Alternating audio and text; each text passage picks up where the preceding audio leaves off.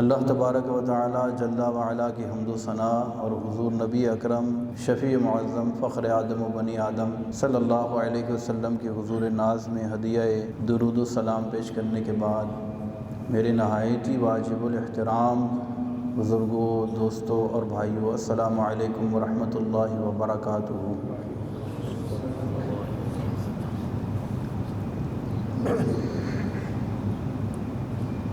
قرآن پاک میں اللہ تبارک و تعالیٰ نے ارشاد فرمایا، یا ایھا الذین آمنوا ادخلوا فی السلم کافہ، اے ایمان والو اسلام میں پورے داخل ہو جاؤ۔ اسلام یا ہمارا دین کیا ہے؟ اگر اس کو ہم اس کا خلاصہ بیان کریں اور یہ بیان کریں کہ وہ 5 چیزیں جس پر ہمارے دین کی بنیاد ہیں، تو وہ 5 کون چیزیں ہیں؟ توحید، عبادات، معاملات، اخلاقیات اور معاشرت۔ تو یہ 5 چیزیں ہیں کہ ہماری زندگی ان 5 چیزوں کے مطابق جس طرح اللہ اور اس کے رسول نے حکم ارشاد فرمایا ہے اس کے تابع ہو جائے، یعنی کامیاب زندگی، یا ہمارا دین ہمیں جن چیزوں پر گائیڈ کرتا ہے، یا ہمارا دین جن چیزوں کے اندر ہماری تربیت کرتا ہے۔ تو سب سے پہلے توحید، یعنی مسلمان ہونے کے بعد پھر کیا ہے؟ عبادات ہیں، عبادات کے بعد معاملات، اخلاقیات، معاشرت، یہ ساری چیزیں ہمارے دین کا حصہ ہیں۔ اور فرمایا کہ ادخلوا فی السلم کافہ، سارے کے سارے دین میں داخل ہو جاؤ۔ یہ نہیں کہ مطلب کی چیز پکڑ لو اور دوسری چھوڑ دو، ایسا نہیں، یعنی آدھے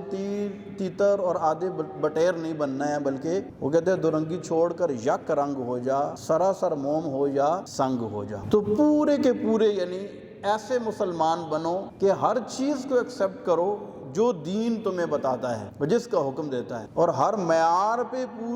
پورا اترنے کی کوشش کرو۔ ہمارے ہاں ایک طبقہ تو ایسا ہے جو عبادات کو نفی کر دیتا ہے۔ ہمارے ہاں لبرل ذہن جو لوگ رکھتے ہیں، عبادات کی بات ہوتی کہتے ہیں نہیں جی نہیں، نماز روزہ یہ تو نہیں، بس مخلوق کی خدمت کرو، یہ دین ہے۔ تو یہ بھی زیادتی ہے۔ اور اگر ہم اس کو یہ کہیں کہ خالی نماز روزہ عبادات یہ ساری ہم بجا لا رہے ہیں لیکن باقی چیزوں کو چھوڑ رہے ہیں، تو یہ بھی زیادتی ہے۔ تو افراط و تفریط سے بچنا ہے۔ ہم نے کیا کرنا ہے؟ دین کی ہر چیز کو سینے سے لگانا ہے اور ہر چیز کو اس انداز سے لینا ہے کہ جس طرح اللہ رسول نے ہمیں عطا فرمایا ہے۔ تو عبادات کی بھی نفی نہیں ہے، ظاہر ہے، لیکن عبادات کے ساتھ آگے معاملات، اخلاقیات، یا آسان الفاظ میں اس کو اگر ہم یوں بیان کریں جسے حقوق العباد کہتے ہیں، یہ ایک بہت بڑا چیپٹر ہے جس کو ہم کبھی بھی اگنور نہیں کر سکتے۔ اور اس پر ہمارا ایک پورا بیان بھی تھا، جیسا کہ حضرت تمیم داری رضی اللہ تعالیٰ عنہ سے روایت ہے، انہوں نے پوچھا دین کیا ہے؟ تو رسول اللہ صلی اللہ علیہ وسلم نے ارشاد فرمایا دین النصیحہ، دین جو ہے وہ سراسر خیر خواہی کا نام ہے۔ تو اس چیز کو اگر آپ مائنس کر دیں تو ہمارے دین کا وجود ہی باقی نہیں رہتا، بلکہ رسول اللہ صلی اللہ علیہ وسلم نے ارشاد فرمایا کہ الایمان بضع سبعون، او فرمایا کہ 60 شعبہ، فرمایا ایمان کے 60 یا 70 شاخیں ہیں اس کے شعبہ جات، وافضلها قول لا الہ الا اللہ، اور سب سے افضل شعبہ کیا ہے؟ یہ کہنا کہ لا الہ الا اللہ، یعنی کلمہ توحید رسالت، وادناها اماطۃ الطریق، اور فرمایا اس کا ادنا شعبہ جو ہے وہ یہ ہے کہ راستے سے تکلیف دہ چیز کو دور کر دینا۔ فرمایا ادنا ہے لیکن یہ ہے کیا؟ ایمان کا شعبہ ہے کہ راستے سے تکلیف دہ چیز کو، اور فرمایا والحیاء شعبۃ من الایمان، اور حیا جو ہے یہ ایمان کے شعبوں میں سے ایک شعبہ ہے۔ تو ایمان کی جو شاخیں بیان کی گئیں اس کا بھی اینڈ جو فرمایا کہ کیا ہے؟ راستے سے تکلیف دہ چیز کو، بلکہ جہاں پر ہماری عبادات کے اندر بھی بڑی اہم بات ہے، یہ سمجھنے سے تعلق رکھتی ہے۔ بہت سارے لوگ جو ہے اس چیز کو سمجھ نہیں پاتے ہیں۔ ہماری عبادات کے اندر بھی اگر حقوق العباد میں سے کسی کا حق تلف ہو رہا ہے، یا سادہ الفاظ میں یوں کہیں کہ اگر کسی کو تکلیف ہو رہی ہے، کسی کو اذیت ہو رہی ہے، تو اس عبادت کے اندر بھی تخفیف کر دی جاتی ہے۔ اس عبادت کے اندر بھی کیا کیا جاتا ہے؟ نماز کا ایک عام فہم مسئلہ ہے کہ امام کے لیے یہ حکم ہے کہ جہری نمازوں میں مختصر، فرض نمازوں میں مختصر قرات کرے، لمبی قرات نہ کرے۔ ہمارے یہاں جمعے پہ کئی لوگ مجھے کہتے ہیں بڑا مزہ آتا ہے لمبی سورت پڑھا کریں، لیکن یاد رکھیں کہ اگر مجمع میں پوری جماعت کے اندر سارے لوگ بڑے مسرور ہو رہے ہیں، خاص طور پر فرض نماز کی بات کر رہا ہوں، تراویح میں تو آپ کو پتہ ہے کہ ہم نے منزل پڑھنی ہوتی ہے، اور تراویح کی ظاہر ہے اہمیت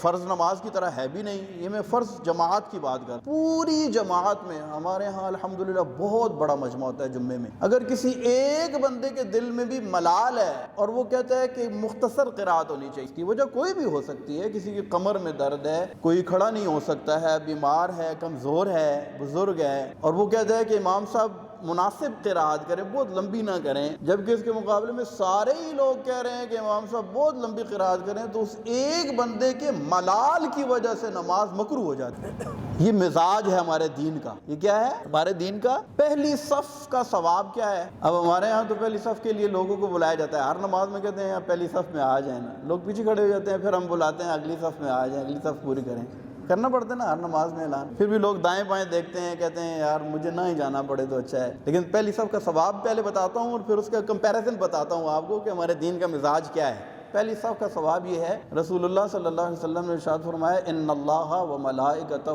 یصلون علی الصف الاول، ایک تو وہ درود پاک والی آیت ہے نا جس میں فرمایا اللہ اور اس کے فرشتے نبی پر درود بھیجتے ہیں، لیکن یہ حدیث کے الفاظ ہیں، فرمایا اللہ اور اس کے فرشتے پہلے صف والوں پر درود یعنی رحمت نازل کرتے، کتنی بڑی بات ہے۔ اور رسول اللہ صلی اللہ علیہ وسلم نے ارشاد فرمایا کہ اگر لوگوں کو یہ پتہ چل جائے کہ پہلی صف کا ثواب کتنا ہے تو لوگ اس کے لیے قرعہ ڈالیں، قرعہ اندازی کریں، پرچیاں ڈالیں، جس کا نام نکلے وہ خوش ہو جائے کہ میرا نام پہلی صف کے لیے نکل آیا ہے۔ لیکن ہمارے ہاں یہ ذوق و شوق دیکھنے کو ملتا نہیں، تو ہم سب کو کوشش کرنی چاہیے کہ پہلی صف میں آ کر نماز پڑھیں، کریں گے کوشش انشاءاللہ۔ مسجد میں آئیں تو آپ ہماری نظر ہی پہلی صف پر ہونی چاہیے، اور پہلی صف کے کونے پر ہماری نظر ہونی چاہیے کہ جگہ ہے تو فوراً جا کر اس جگہ کے اندر جو ہے اس پہلی صف کا ثواب جس پر اللہ اور اس کے فرشتے رحمت نازل کر رہے ہیں وہ ثواب حاصل کریں۔ کاش ایسا ہو ہمیں کیا نہ پڑے، صف ہم دیکھیں تو پہلی صف بالکل فل ہو، تو پہلی صف کا ثواب یہ ہے، کتنا بڑا ثواب ہے۔ لیکن اللہ کے رسول صلی اللہ علیہ وسلم نے ارشاد فرمایا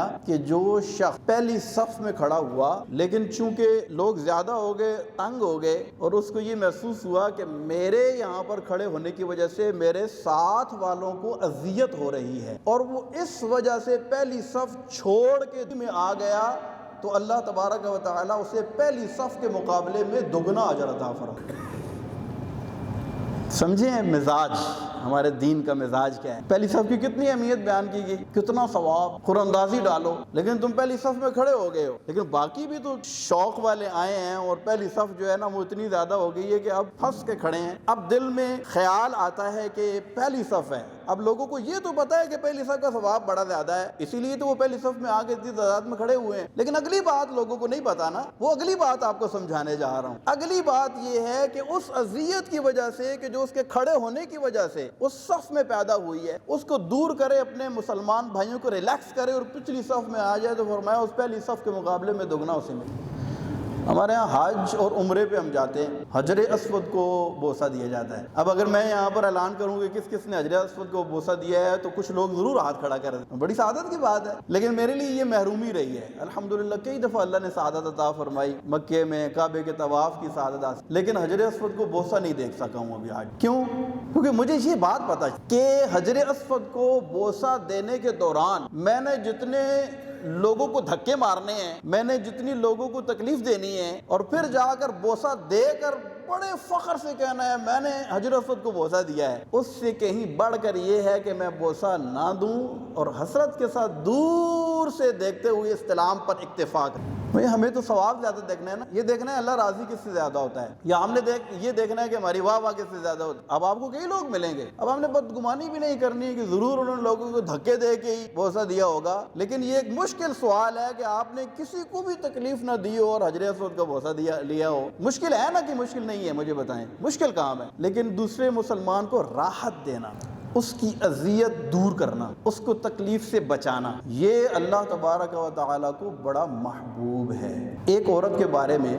رسول پاک صلی اللہ علیہ وسلم کی خدمت میں عرض کی گئی، یا رسول اللہ صلی اللہ علیہ وسلم،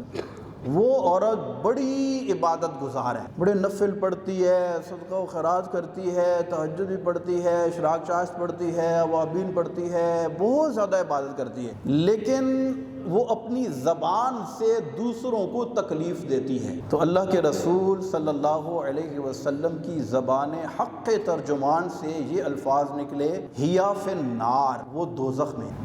کتنی بڑی بات ہے، میں اور آپ اتنی عبادت کرتے ہیں نہیں نا، لیکن وہ عورت اتنا عبادت کرتی ہے لیکن زبان سے کیا کرتی ہے، لوگوں کو تکلیف دیتی ہے۔ ایک اور عورت کے بارے میں عرض کی، یا رسول اللہ صلی اللہ علیہ وسلم بہت زیادہ عبادت نہیں کرتی، فرض نماز پڑھتی ہے، نوافل بہت زیادہ نہیں پڑھتی، پنیر کے ٹکڑے صدقہ کرتی ہے، لیکن وہ زبان سے کسی کو، اس کے اڑوس پڑوس میں وہ کسی کو تکلیف نہیں دیتی۔ فرمایا ہیا فی الجنہ، وہ جنتی عورت ہے۔ ہم سب چاہتے ہیں نا ہم جنتی بن جائیں، جنتی بننے کے لیے دوسروں کی خیر خواہی، دوسروں کو راحت پہنچانا، انہیں تکلیف سے بچانا، یہ ہمارا ایک مشن بن جانا چاہیے اگر ہم چاہتے ہیں واقعی کہ ہم جنتی بنیں۔ ہمارے ہاں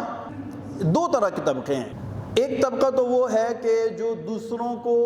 تکلیف دیتا ہے اور اسے احساس بھی نہیں ہوتا کہ میں نے کسی کو اتنا دل دکھا دیا ہے، میں نے کسی کو اتنی اذیت دی ہے، میری وجہ سے کسی کا جینا حرام ہو گیا ہے، احساس ہی نہیں ہوتا۔ ایک طبقہ ہے، اگرچہ ان لوگوں کی تعداد بہت کم ہے، تو وائے ناکامی متائے کارواں جاتا رہا، کارواں کے دل سے احساس زیاں جاتا رہا۔ ایک تو وہ اتنا یعنی کہ بڑا جرم، جس کو بہت بڑا جرم کہا جا سکتا ہے، کسی کو تکلیف دینا۔ ہم کہتے ہیں شراب پینا بڑا گناہ ہے، بدکاری کرنا بڑا گناہ ہے، سو اینڈ سو، کتنے بڑے بڑے گناہ ہیں، لیکن کسی مسلمان کی دل آزاری کرنا یہ بھی حرام ہے۔ لفظ حرام ہے نا، کتنا ایکسٹریم لفظ ہے یہ، تو کسی مسلمان کی دل آزاری کرنا یہ بھی کیا ہے، ایک طبقہ وہ ہے کہ جسے اس چیز کا احساس ہی نہیں ہے۔ تو میرا خیال ہے کہ وہ تو بہت ہی بد نصیب ہے، انہیں تو سب سے پہلے اپنے دل کا علاج کرنا چاہیے کہ وہ جان بوجھ کر لوگوں کا دل دکھاتے ہیں، ان کا لہجہ ہی ایسا ہے، بات کرتے ہیں تو ان کی بات اور ان کے تن کا تیر سینوں میں ترازو ہو جاتا ہے، اسے پتہ ہی نہیں چلتا میں نے کیا کر دیا ہے۔ کئی لوگ آپ کو ملیں گے ایسے، اگرچہ کہ ان کی تعداد بہت زیادہ نہیں ہے، لیکن میں یہ سمجھتا ہوں کہ یہ بہت بد نصیب لوگ ہیں، ان کا دل سخت ہو گیا ہے، مرنے کے بعد شدت کے ساتھ انہیں احساس ہوگا کہ اگرچہ ہم نے بڑی بڑی عبادات بھی کی ہیں، ساری چیزیں کی ہیں، لیکن ہم نے لوگوں کو بہت زیادہ تکلیف اور اذیت میں مبتلا کیا تھا، جس کی وجہ سے میری پکڑ ہوگی۔ یہ سخت معاملہ ہے، بہت سخت، تو اس پہ پکڑ ہو سکتی ہے۔ ایک طبقہ تو وہ ہے جس کو یہ احساس ہی نہیں ہے، ان کا لہجہ ہی ایسا ہے، بات کرتے ہیں، اچھا پھر وہ کیا کہتے ہیں، میرے جیسا جو بندہ ہوتا ہے وہ ظاہر ہے اس کو منہ پہ کچھ کہہ نہیں سکتا، ڈرتا بھی ہے، تو کہتے ہیں سر آپ تو بڑے ہی اسٹریٹ فارورڈ ہیں۔ وہ کہتے ہیں ہاں میں تو بھائی منہ پہ بول دیتا ہوں۔ میں کیا کرتا ہوں، تمہارے منہ پر بولنے سے اگلے بندے کا دل جو کرچی کرچی ہوا ہے، وہ کہتے ہیں نا مسجد ڈھا دے مندر ڈھا دے جو کچھ ڈھیندا، پر کسی دا دل نہ ڈھامی رب دلا میں چریندا۔ یہ کوئی ایویں بات نہیں ہے۔ رسول اللہ صلی اللہ علیہ وسلم نے ایک مرتبہ کعبے کو دیکھا، کس کو، جس کے گرد ہم کیا کرتے ہیں، پروانہ وار خرچہ کرتے ہیں، ویزا لگاتے ہیں، پیسے لگاتے ہیں، اتنے دور جا کر جسم تھکن سے چورو چور ہوتا ہے، لیکن پھر بھی دل تڑا پڑا ہوتا ہے، جب تک کعبے کا طواف نہ کر دیں اس وقت تک چین نہیں آتا۔ وہ کعبہ جس کے گرد مثل پروانہ میں اور آپ گھومتے ہیں، اللہ کے رسول صلی اللہ علیہ وسلم نے ارشاد فرمایا کعبہ تو اطیب ہے،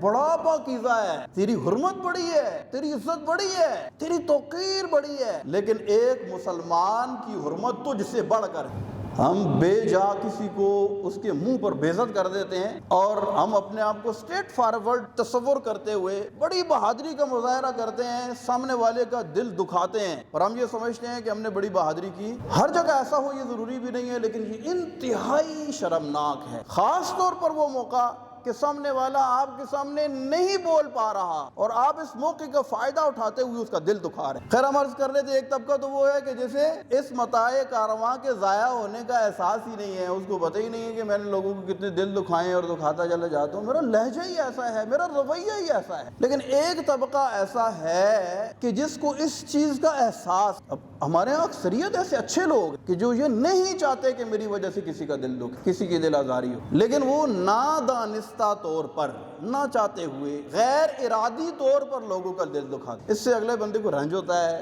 تکلیف ہوتی ہے، پریشانی ہوتی ہے۔ لیکن ہمارے ریت رواج،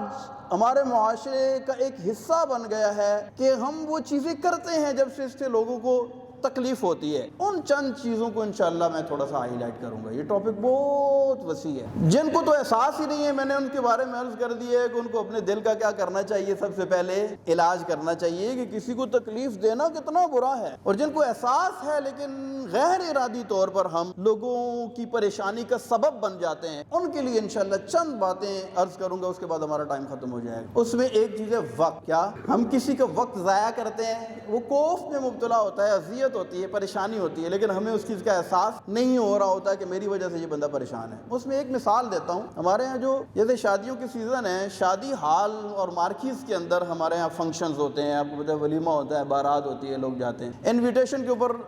ٹائم کیا لکھا ہوتا ہے، کیا لکھا ہوتا ہے، 8 بجے کا ٹائم ہے، ٹھیک ہے جی، لیکن 8 بجے وہ فنکشن یا وہ کھانا یا وہ جو بھی دعوت ہوتی ہے وہ ہو جاتی ہے، بولے نا۔ اچھا مجھے یہ بتائیں کہ اس کے 2 گھنٹے لیٹ ہونے سے کسی کو تکلیف تو نہیں ہوتی، پریشانی تو نہیں ہوتی؟ مجھے یہ بتائیں کہ ہمارا ٹائم ہے 1:40 جمعے کا ٹائم ہے نا، بلکہ میں کہتا ہوں وقت کی پابندی کا سب سے بڑا ماڈل ہماری مساجد ہیں کہ ساری نمازیں ٹائم پہ ہوتی ہیں، اور خاص طور پر کیونکہ ہمیں سوشل میڈیا کے ذریعے علماء بھی سن رہے ہوتے ہیں اور بہت سارے کمنٹس بھی اور فیڈ بیک بھی آتی ہے، تو ہم اپنے علماء سے بھی یہ گزارش کریں گے کہ جمعے کے حوالے سے کچھ کمپلینز ایسی ہوتی ہیں کہ ہمارا جمعے کی نماز لیٹ ہو جاتی ہے بعض مساجد میں، تو ہمیں چاہیے کہ جہاں پر اور بہت ہمارا ایک اچھا امیج جا رہا ہے لوگوں میں کہ ساری نمازیں ٹائم پہ ہوتی ہے، تو ہمیں چاہیے کہ ہم جمعے کی نماز بھی ایگزیکٹ ٹائم کے اوپر کھڑی کیا گیا۔ اچھا